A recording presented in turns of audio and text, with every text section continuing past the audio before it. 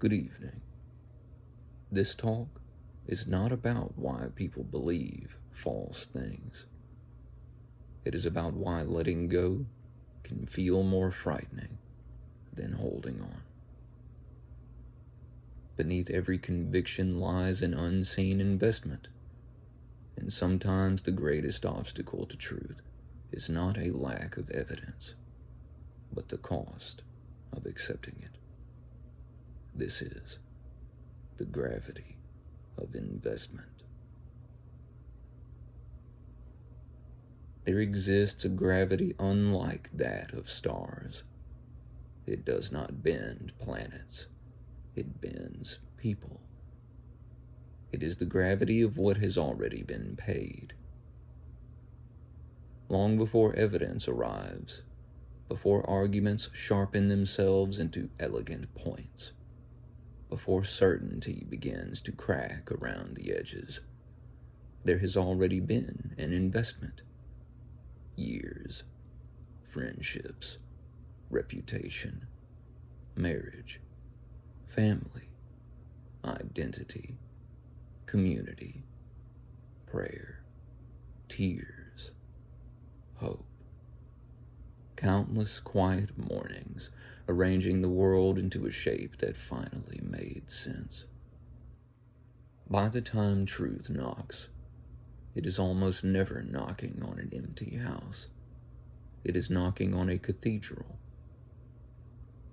People often imagine that changing one's mind is a mathematical exercise.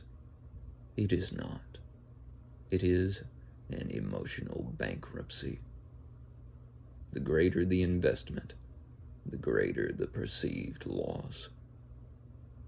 This is why failed prophecies so often become louder instead of quieter. One imagines that public failure should dissolve belief. Instead, belief frequently crystallizes. Right on schedule, just like always. On schedule for what? When you are in alignment with who you truly are, you are always right on cosmic schedule. The prediction fails, yet evangelism intensifies. New converts are sought with renewed desperation.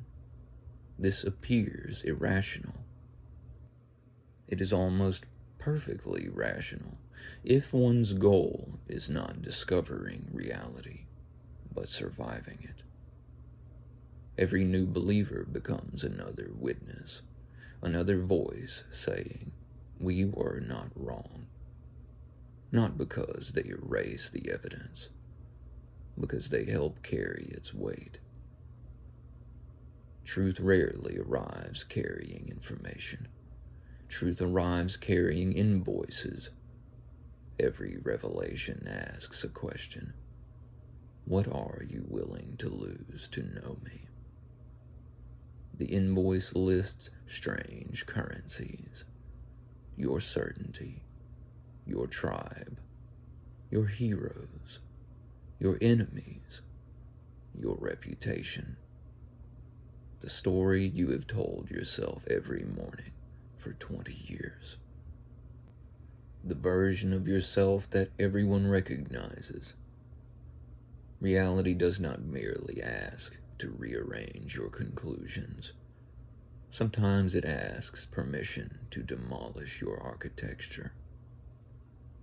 This is why arguments fail. People imagine that facts compete with falsehoods. Often they do not. Facts compete with belonging. Belonging almost always wins. Consider a tree. No one sees its roots. The visible trunk appears solid because the invisible roots have spent decades spreading beneath the earth. Beliefs are much the same. When someone presents evidence against the trunk, they imagine they are speaking to the bark. They are speaking to thousands of unseen roots.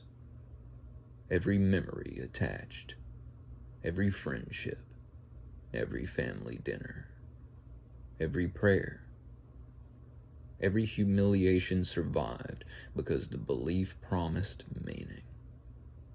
Every sacrifice justified by tomorrow.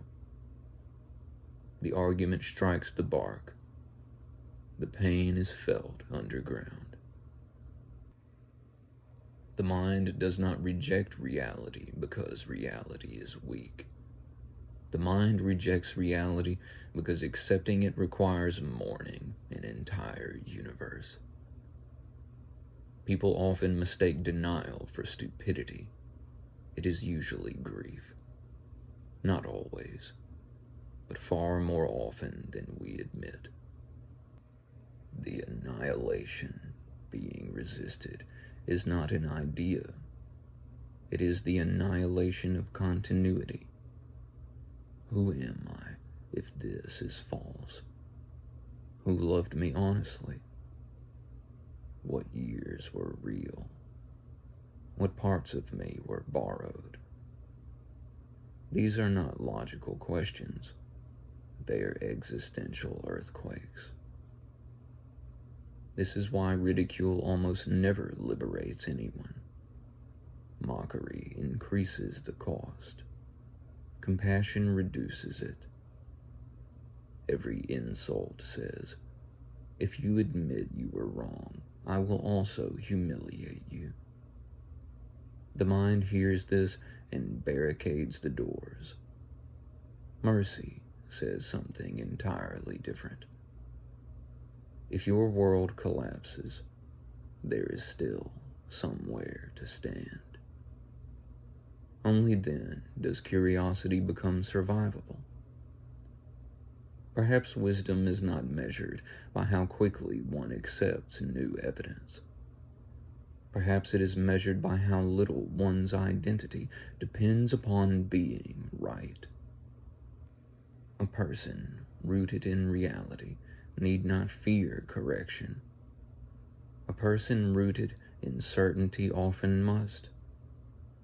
One stands upon the earth, the other stands upon a statue of themselves. There is a peculiar freedom available to very few. It sounds almost insignificant. I may be mistaken. 5 ordinary words, yet they possess astonishing strength. Not because they weaken conviction, because they loosen its chains. The person who can utter them remains teachable. The person who cannot slowly becomes imprisoned by yesterday's conclusions. The tragedy is not that human beings believe false things. That is inevitable. The tragedy is that we often mistake changing our minds for betraying ourselves. Yet, perhaps the opposite is true. Perhaps refusing to see is the deeper betrayal, not of doctrine, not of ideology, but of the quiet faculty within us that has always whispered, "Look again." There is another kind of gravity. It is gentler.